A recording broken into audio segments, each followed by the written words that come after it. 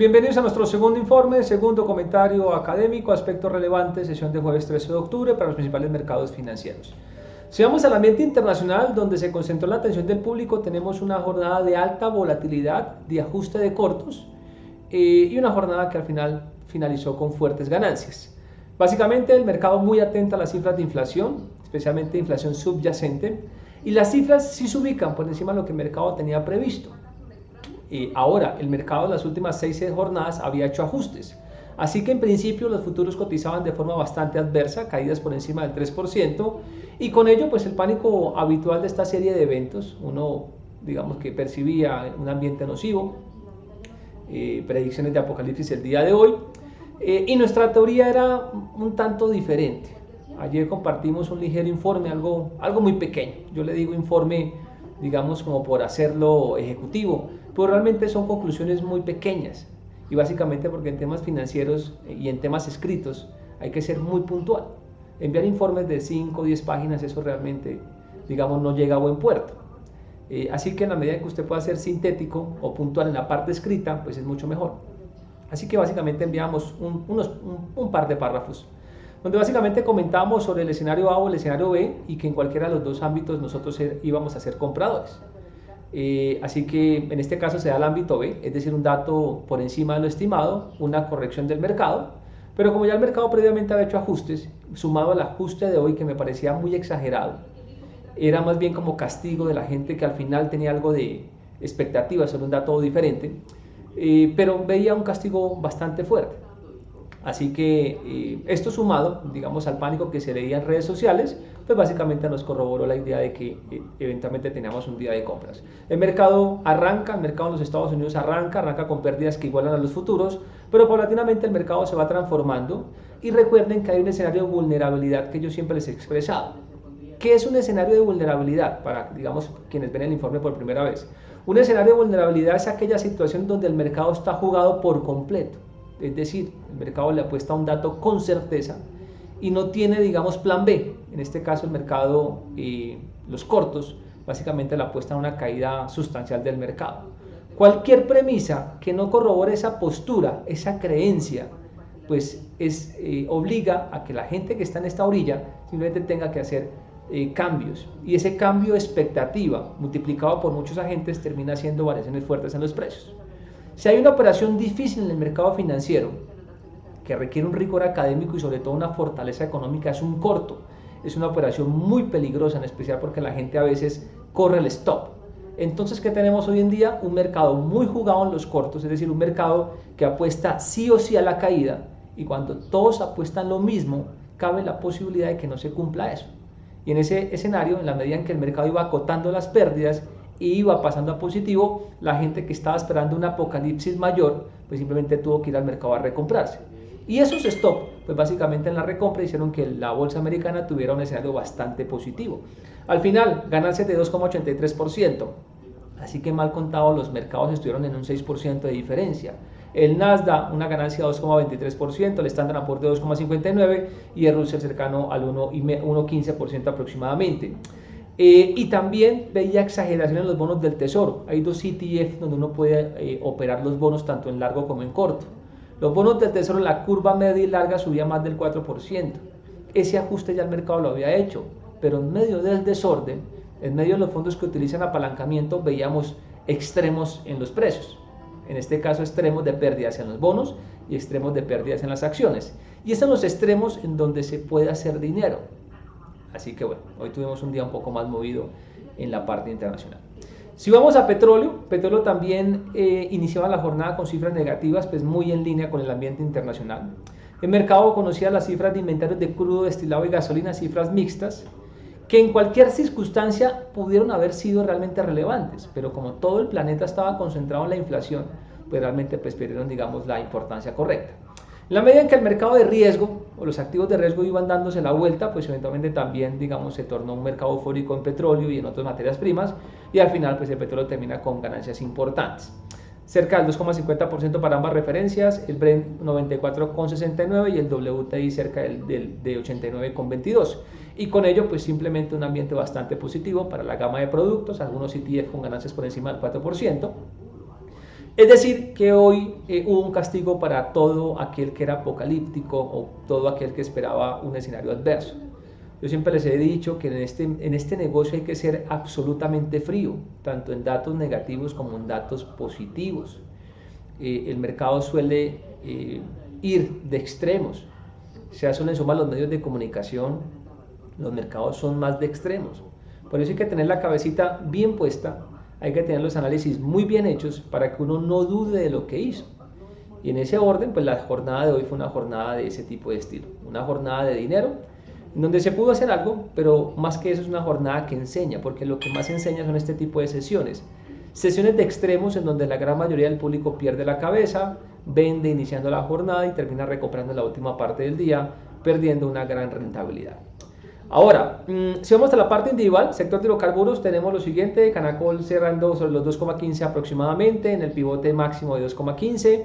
En Colombia cae 0,14%, se ubican 7.040 pesos, realmente sin variaciones tanto, es decir, variaciones marginales. Sin embargo, si yo voy a la conversión, es decir, esos 2.15 canadienses a pesos colombianos, me doy cuenta que en Canacol, haciéndole justicia, la acción debe haber cerrado un poco más alto, 7.150 pesos, que más o menos está dentro de la prima al alza o el castigo que el mercado en temas de arbitraje puede dar en este tipo de papeles.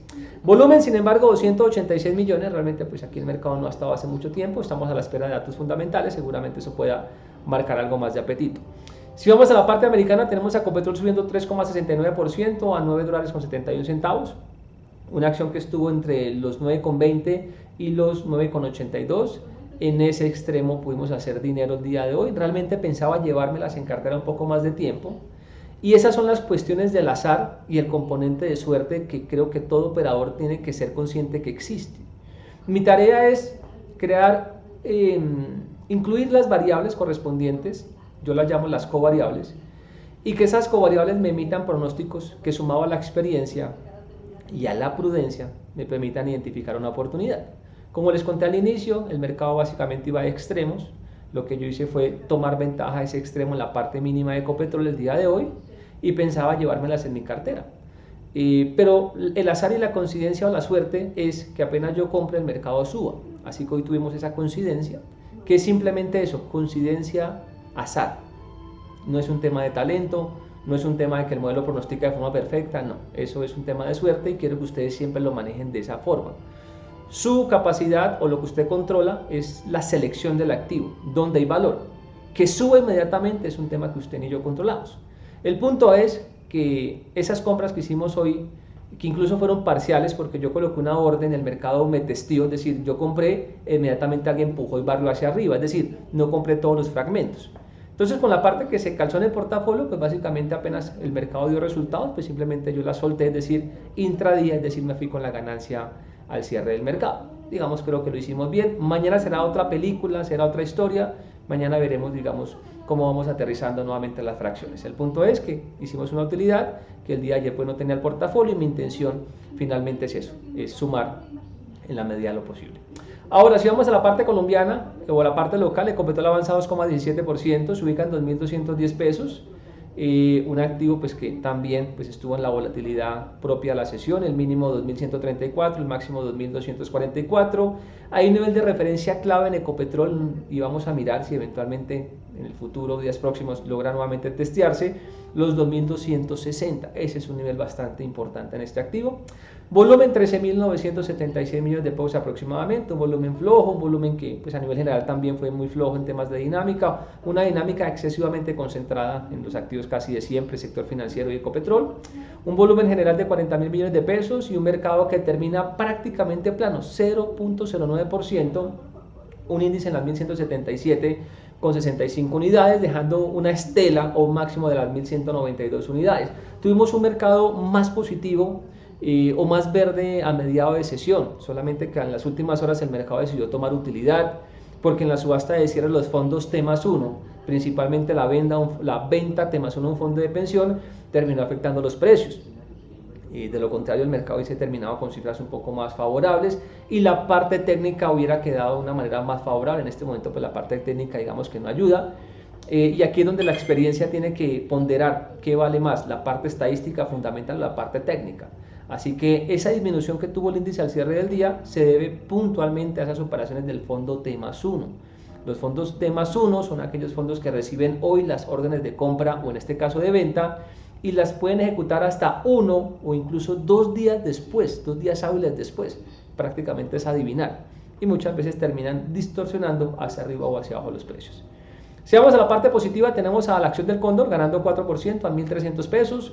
Tenemos a Preferencial Bancolombia ganando 2,28% a 29.210 pesos.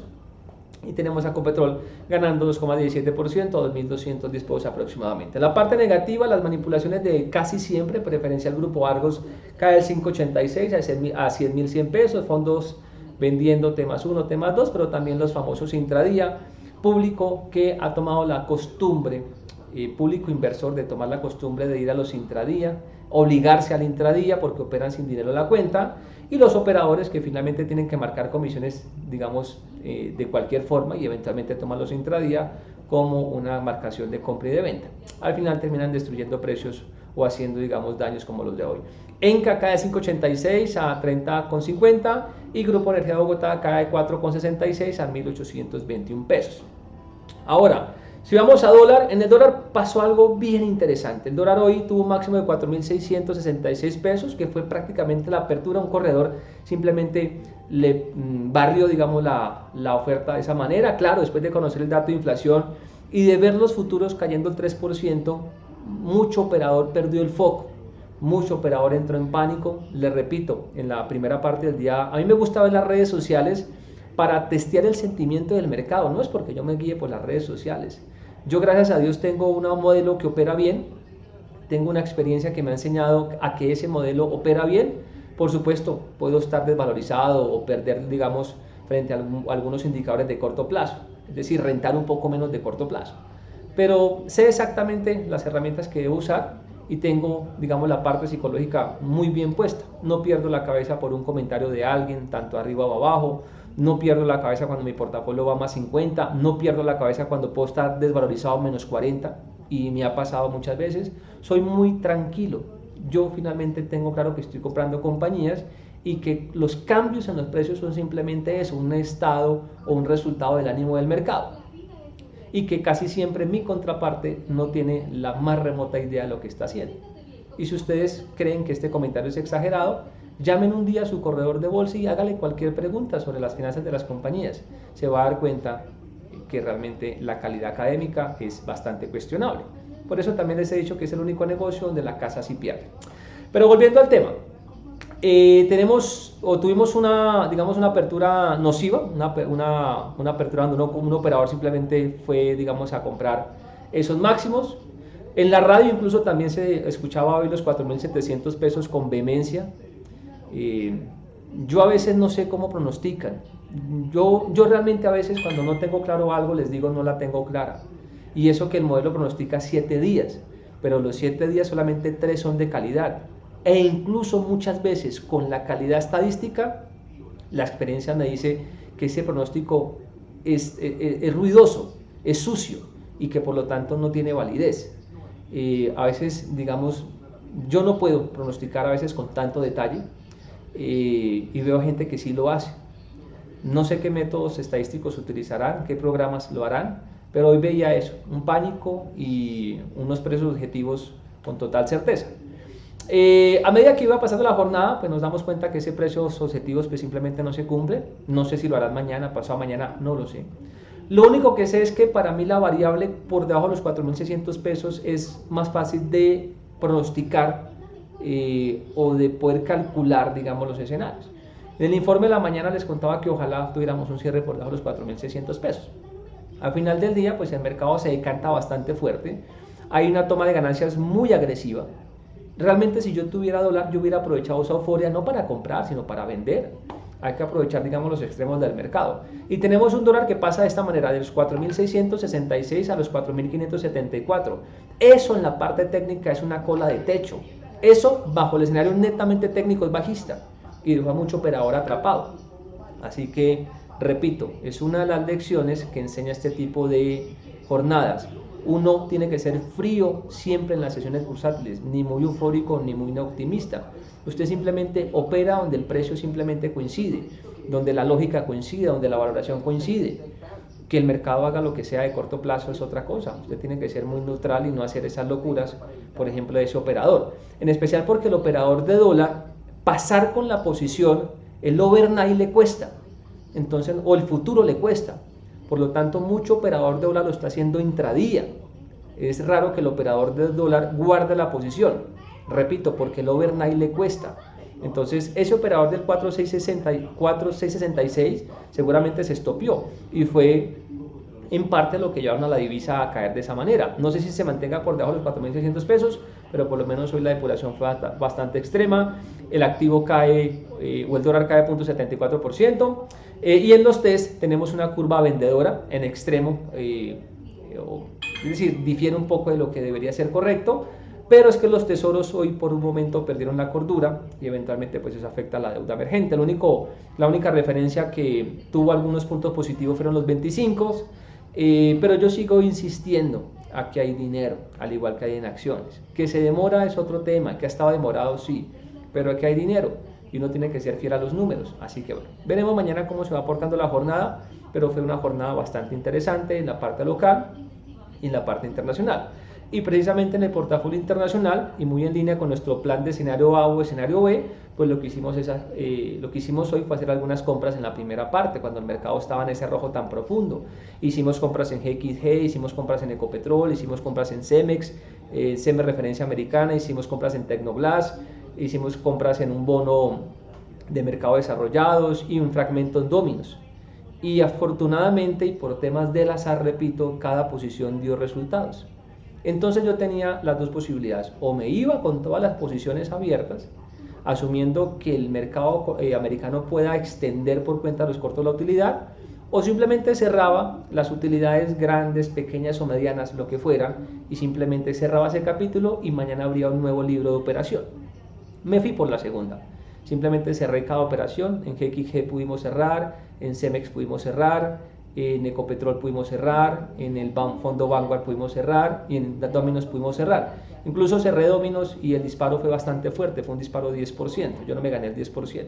Renté algo y eso hace parte también del escenario bursátil. Muchas veces usted va a vender y se le va a subir más, o muchas veces usted va a comprar y se va a caer. Eso hace parte de la estrategia, eso hace parte del día a día. Uno no puede ganarlas todas ni comprar en el piso. Lo importante es que hicimos el plan, fuimos juiciosos con el plan y simplemente vuelvo a tener liquidez en la parte americana y mañana será otra historia. Ahora, de aquí en adelante, creo que puedo tomar posiciones, algunos fragmentos de forma más estructural, porque estoy viendo algunas series que se están acomodando. Pero bueno, eso lo irá dando el mercado mañana. Así que nos veremos en la próxima jornada con nuestros dos informes: Avanza Colombia y Cierre Mercados Globales, sector de hidrocarburos, opiniones, comentarios, realidades sobre la gestión de capital en los mercados financieros. Para Data y FX les habló Diego Franco.